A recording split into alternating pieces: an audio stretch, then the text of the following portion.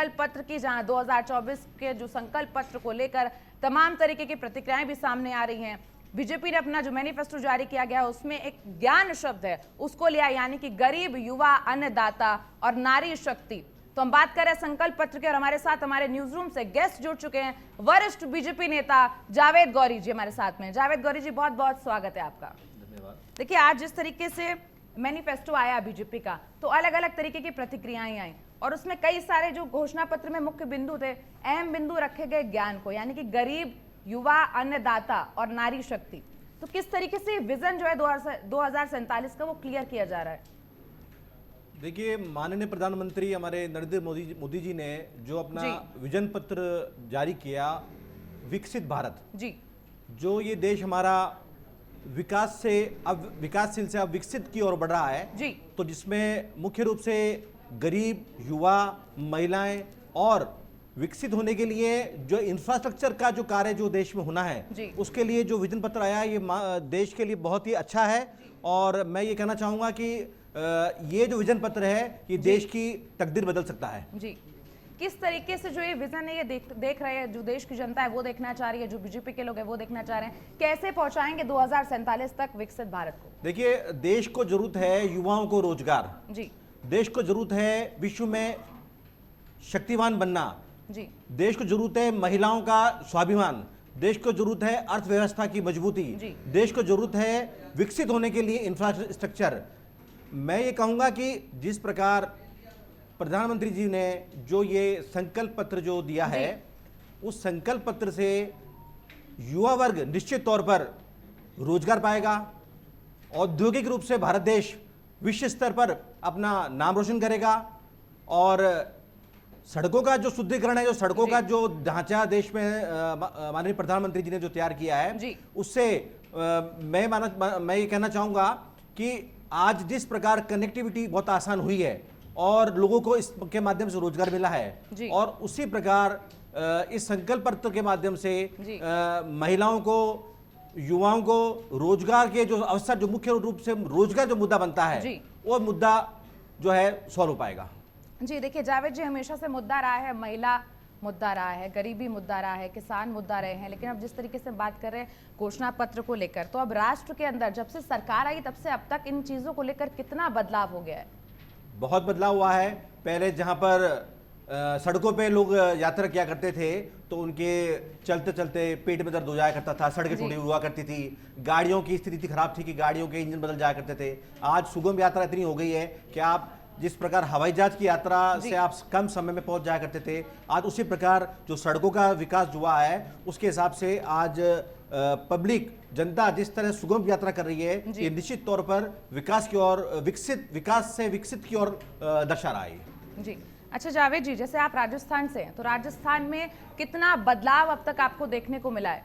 देखिए, राजस्थान मूलतः रेगिस्तान कहलाता है जी। आज राजस्थान के अंदर जहाँ रेगिस्तान है, वहाँ से रेगिस्तान की मिट्टी मोदी जी के विजन से जी तेल का सोना उगल रही है। जहाँ मिट्टी में लोग पीने को पानी नहीं मिलता था, आज सोलर एनर्जी से आज राजस्थान के अंदर ऊर्जा मिल रही है, जो पूरे देश को ऊर्जा मिल रही है। आज कहीं बिजली की कमी नहीं है, आज इतना तेल निकल रहा है। हम आज विदेशों पर निर्भर रहा करते थे कि हमारा तेल वहां से आएगा, तो हम निश्चित तौर पर आज विकसित की ओर ही बढ़ रहे हैं क्योंकि तेल अब हमारा खुद का है।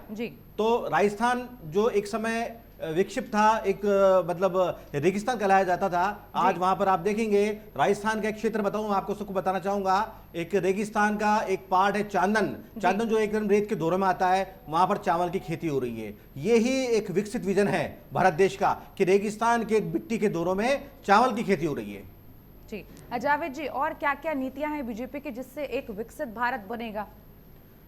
बीजेपी की जो नीतियां हैं मुख्य रूप से रोजगार, और जो रोजगार की समस्या आ रही है उसके अलावा भ्रष्टाचार के ऊपर भारतीय जनता पार्टी किसी को माफ नहीं करेगी।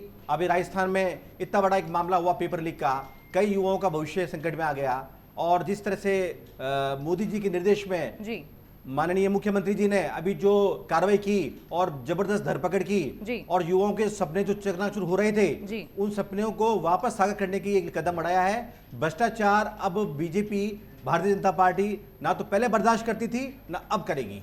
जी जावेद जी, देखिए जो घोषणा पत्र था उसमें 3 तरह के इंफ्रास्ट्रक्चर हैं। पहला इंफ्रास्ट्रक्चर जो है वो है सोशल इंफ्रास्ट्रक्चर, दूसरा डिजिटल इंफ्रास्ट्रक्चर है और तीसरा फिजिकल इंफ्रास्ट्रक्चर है। इनके बारे में मैं थोड़ा सा आपसे जानना चाहूंगी कि जो सोशल इंफ्रास्ट्रक्चर है वो किस तरीके से काम कर रहा है। देखिए, सोशल इंफ्रास्ट्रक्चर की बात करूं मैं आपको, तो लोग आपस में जुड़ रहे हैं जी। एक दूसरे से मन की बात कह रहे जी। हैं, एक दूसरे से चर्चा कर रहे हैं, बता रहे हैं, और वो खुशी महसूस कर रहे हैं कि हाँ, देश में जो पहले जो माहौल था, जो कांग्रेस सरकार 70 साल में जी। देश में जो राज किया और गरीब को गरीब ही रहने दिया, लेकिन आज गाय बगाएं कहीं पर चर्चा होती है, सभी के चेहरे पे खुशी है। और जी। सोशल एक्टिविटी में, सोशल चर्चाओं में ये बात आ रही है कि हाँ, मोदी की गारंटी एक ऐसा वर्ड बन गया, ऐसा शब्द बन गया सोशल मीडिया में कि गारंटी को एक आभूषण मान लिया गया और माना जाएगा, और यही विकसित भारत का एक विजन है। जी, और अगर डिजिटल इंफ्रास्ट्रक्चर की बात करें तो हम 5G की ओर बढ़ गए, कहा जा रहा है 6G की ओर भी धीरे से हम बढ़ जाएंगे। तो जो बदलाव हुए हैं डिजिटल इंफ्रास्ट्रक्चर में वो किस तरीके से हुए हैं? देखिए, आज 5G से हम लोग 6G की ओर बढ़ रहे हैं। जी। ये पूरे विश्व को ये एक संदेश है कि भारत डिजिटल क्षेत्र में भी पूरे विश्व की कई विकसित देशों के बराबरी पर पहुंचे जा रहा है। आज 6G हम खुद देश हमारा लॉन्च कर रहा है, तो इससे निश्चित तौर पर देश की अन्य विकास की गति बढ़ेगी। जी, बात करें अगर फिजिकल इंफ्रास्ट्रक्चर की, तो जावेद जी जैसा आपने पहले बताया कि सड़कें बनाई जा रही हैं, तमाम योजनाएं बनाई जा रही हैं, और कौन सी योजना है जो अभी लाइनअप है? जो अब सरकार की जो आगामी योजना है, जिसके बारे में मैं आपको कहूं, सड़कें तो अपनी जगह हैं ही, सड़कों के अलावा जो मुख्य रूप से जो आता है वो आता है गरीबों को रहवास, व्यक्तियों को रहवास। आज माननीय प्रधानमंत्री महोदय ने देश के हर परिवार जो कि आज अपने घर से बेघर हैं, जिनके पास रहने के लिए झोपड़ा है और मकान नहीं है, उनको पक्का मकान देने का विजन डॉक्यूमेंट रखा है, और इतने कई मकान दे दिए गए हैं। और मैं उम्मीद करता हूं आगे आने वाले समय में विकसित भारत की दृष्टि को देखते हुए सभी को अपनी खुद की छत प्राप्त होगी। हम किसी के किराए पे नहीं रहेंगे, खुद का मकान होगा और खुद की छत होगी। जी जावेद जी, देखिए बड़ी बात कही गई है संकल्प पत्र में कि 5 साल तक जो है मुफ्त राशन जारी रहेगा। कोरोना काल की बात करें 2019 में तो भी जो है मुफ्त राशन दिए गए थे, लेकिन अब कहा जा रहा है कि 5 साल तक मुफ्त राशन भी जारी रहेगा। तो कहीं ना कहीं गरीबों को कितनी राहत मिल रही है? निश्चित तौर पर मुफ्त राशन, जो गरीब वंचित रह गए, जो आज बेरोजगारी के अभाव में अपना जीवन यापन गरीबी रेखा से नीचे चल रहे हैं, उनको ध्यान में रखते हुए, उनके स्वास्थ्य में ध्यान को रखते हुए सरकार ने ये 5 साल के लिए विजन डॉक्यूमेंट रखा है कि उनको निरंतर खाने के लिए जो मुफ्त राशन मिलता आ रहा है, मिलता रहेगा। और ये उन्हीं लोगों के लिए जो वास्तव में जरूरतमंद हैं, जरूरतमंदों की जरूरत पूरी की जा रही है और सक्षम है। उसके लिए तो विकसित भारत के हिसाब से सक्षम तक उनको तो वैसे भी रोजगार मिल ही रहा है, तो ये भी बहुत अच्छा एक विजन पत्र है। जी, कहा जा रहा है उत्तर से लेकर दक्षिण तक बुलेट ट्रेन भी रहेगी, पैसेंजर्स को सुरक्षा कवच भी मिलेंगे, तमाम तरीके की ट्रेनें भी हुई। जब राम मंदिर की बात करें, अगर राम मंदिर के लिए भी कई सारी ट्रेनों को जो है वापस लाइनअप किया गया था, तो आप क्या कहेंगे कि सबसे आखिरी दाव था वो राम मंदिर के हिसाब से अगर देखा जाए तो जनता में क्या संदेश गया है? कहा जा रहा है कि धार्मिक स्थलों को अभी और बढ़ावा दिया जाएगा। देख लिये, मैं खुद एक मुस्लिम समुदाय से हूँ।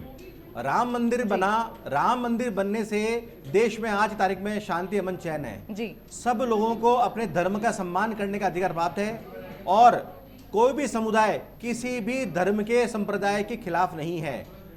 मोदी जी ने राम मंदिर बनाया, राम मंदिर बनाने के बाद में आज न केवल हिंदुस्तान के वो सारे लोग वहां राम मंदिर में दर्शन करने के लिए जा रहे हैं, बल्कि एक पर्यटन स्थल विकसित हो रहा है। इवन हर जाति समुदाय के, मुस्लिम समुदाय के लोग भी। बीजेपी के वरिष्ठ नेता जावेद गौरी जी से हम चर्चा कर रहे थे इस बारे में। जावेद जी, जैसा कि अभी आपने भी सुना कि कहा जा रहा है कि तीसरी बार आशीर्वाद मांग रहे देश के प्रधानमंत्री नरेंद्र मोदी, और आज ही घोषणा पत्र भी, और आज ही भीमराव अंबेडकर की जयंती भी है। तो जिस तरीके से 2 बार सरकार में आए और तीसरी बार अब सरकार में आने के दावे किए जा रहे हैं, कहा जा रहा है कि 400 पार इस बार आएंगे, कैसे आएंगे, क्या रणनीति है? देखिए, आज बहुत ही अच्छा शुभ दिन है जहां बाबा साहब भीमराव अंबेडकर जी का आज इस अवसर पर माननीय प्रधानमंत्री जी ने अपना संबोधन दिया और उसके बाद में और विजन पत्र पर जारी किया।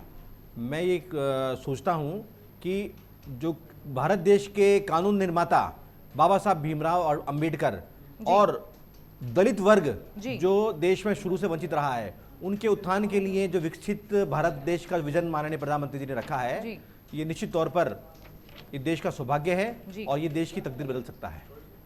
400 पार के लगातार नारे लगते रहे, उसकी रणनीति के बारे में थोड़ा सा जानना चाहूंगी जावेद जी आपसे। देखिए, मोदी की गारंटी जो शब्द है जी। उसमें ये भी गारंटी है कि 400 पार अब की बार सीटें आएंगी। जी। देश में इस प्रकार का माहौल है कि विपक्ष तो मौजूद ही नहीं है और जिस तरीके से देश का गत वर्षों में पिछले 10 सालों में जो विकास हुआ है, जो पिछले 70 सालों में नहीं हुआ, जी। वही विकास आने वाले समय के लिए 400 सीटें भारतीय जनता पार्टी को देगा।